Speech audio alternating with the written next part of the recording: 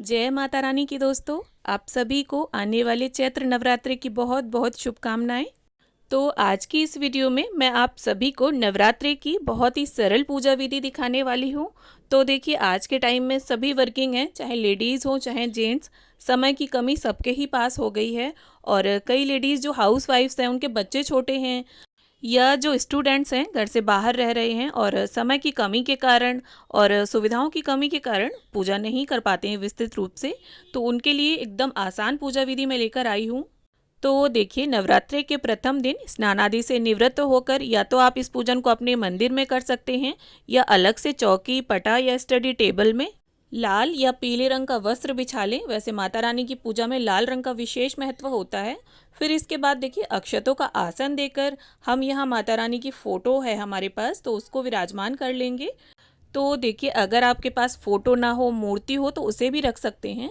अब देखिए, यहाँ पर हम सरल विधि से पूजन करेंगे।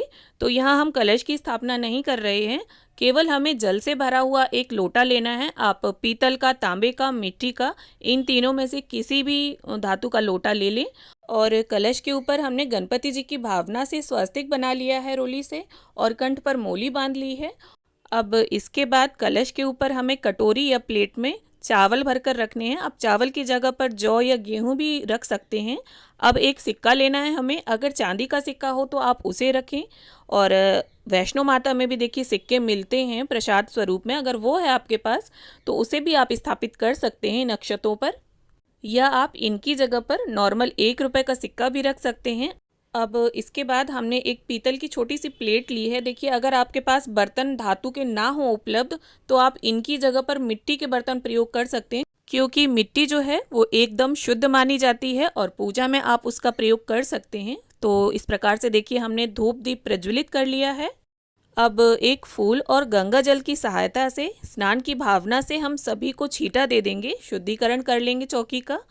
अब देखिए, गणपति जी की भावना से हमने जो स्वास्तिक बनाया है, उन्हें वस्त्र रूपी कलावा पुष्प अर्पित कर देंगे। और माता रानी के लिए यहाँ पर हमने लाल चुनरी लाई है, तो वो अर्पित कर देंगे। अगर आप लेकर आए हैं चुनरी तो वो अर्पित करें, अगर चुनरी ना हो तो इसकी जगह पर आप कलावा भी माता रानी को वस्त्र की भावना से अर्पित कर सकते हैं। अब देखिए, गणपति जी को और माता रानी को हमने तिलक कर लिया है, और उंगली में जो भी सिंदूर या रोली हो उसे आप अपने माथे से लगा लें। इसके साथ ही माता रानी के जो 9 स्वरूप हैं उन्हें, और माता रानी के हाथों में जो अस्त्र शस्त्र हैं उन्हें, साथ ही माता रानी के जो वाहन है सिंह, सभी को हम तिलक कर लेंगे और सभी को अक्षत और पुष्प अर्पित कर देंगे। तो देखिए, अगर आप चाहें तो नवरात्रि के प्रथम दिन जब आप स्थापना करें तभी माता रानी को फूलों की माला अर्पित कर दें। और बहुत से लोग तो पूरे 9 दिन उसको चढ़ा रहने देते हैं, और बहुत से होते हैं डेली उसे चेंज करते हैं। तो अगर आप ना चेंज कर पाएँ तो पहले दिन ही आप उन्हें माला चढ़ा दें। और यदि लाल रंग का आपको पुष्प मिल जाता है तो वो माता रानी को ज़रूर अर्पित करें। और इसके साथ देखिए, माता रानी के भोग में बताशे और लौंग का बहुत अधिक महत्व होता है। तो एक फूल वाली साबुत लौंग का जोड़ा बताशे के ऊपर रखकर यदि आप केवल बताशे का भोग भी माँ को अर्पित करते हैं तो माता रानी उससे ही प्रसन्न हो जाती हैं, क्योंकि जो माँ होती है वो अपने बच्चों के सरल मन और सेवा की भावना को देखती हैं, ना कि सुविधाओं को। तो देखिए, यहाँ पर हमने ऋतु फल का और जल का भोग भी माँ को रख दिया है। इसके साथ अगर आपसे बन जाता है तो कम से कम 5 सुहाग की सामग्री माँ को भेंट करें। और ये सुहाग की सामग्री और दक्षिणा या तो जिस दिन आप पहले दिन स्थापना करेंगे उस दिन अर्पित कर लें, या अष्टमी और नवमी के दिन भी आप इसे अर्पित कर सकते हैं।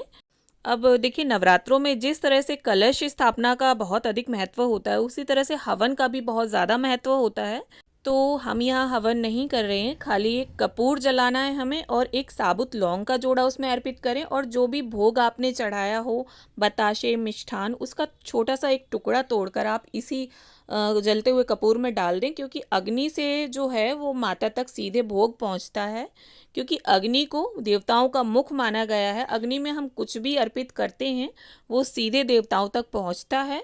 तो इस प्रकार से माँ को भोग अर्पित करने के बाद अब हम इसी से माँ की आरती उतार लेंगे। जो भी आरती आती हो आपको, उससे आप प्रेम पूर्वक गणपति जी की, माता रानी की आरती उतारें। और अगर आप चाहें तो ये जो दीपक हमने स्टार्टिंग में प्रज्वलित किया था, इससे भी माँ की आरती उतार सकते हैं। अब इसके बाद हमें अपने दाहिने हाथ में थोड़ा सा शुद्ध जल लेना है और 3 बार इस प्रकार से फेर कर हम पूजा का आचमन कर लेंगे।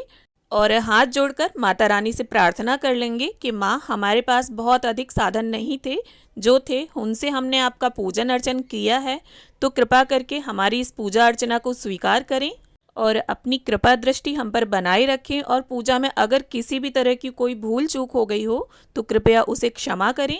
तो देखिए, अगर आपके पास समय है तो पूरे विधि विधान से नवरात्रे का पूजन करें, और अगर समय ना हो तो इस आसान विधि से आप पूजन कर सकते हैं। और पूरे 9 दिनों तक आपको माता रानी को और कलश को यहीं पर स्थापित रहने देना है, और इसी तरीके से पूरे 9 दिन आप पूजन करेंगे। दोनों समय आप माँ को भोग और जल अर्पित करें, दोनों समय आरती करें। और इस पूजन के साथ अगर आपके पास समय है तो दुर्गा चालीसा, दुर्गा सप्तशती, दुर्गा कवच या रामायण का भी पाठ कर सकते हैं 9 दिनों के अंदर। और देखिए, नवरात्रे जो होते हैं वो बहुत अधिक विशेष होते हैं। अगर आपके पास समय का अभाव है तो छोटे ही रूप में सही पर आप पूजा जरूर करें, क्योंकि इस समय किए गए पूजा पाठ और जप तप के प्रभाव से हमारे जीवन में आई जो कठिनाइयाँ होती हैं उनका निवारण माता रानी स्वतः ही कर देती हैं। माता रानी की कृपा प्राप्त होती है, जीवन में सुख, समृद्धि, सफलता और शक्ति का संचार होता है। साथ ही घर में और जीवन में सकारात्मक ऊर्जा तरंगित होती है। तो इस प्रकार से आसान विधि से ही सही पर पूजा पाठ करके आप भी आने वाले नवरात्रे का लाभ उठाएं। और वीडियो अगर थोड़ी भी अच्छी लगी हो तो वीडियो को लाइक करें, शेयर करें। और हम महिलाएं अपने व्रत, तीज, त्योहार कैसे मनाती हैं ये जानने के लिए चैनल को सब्सक्राइब कर लें।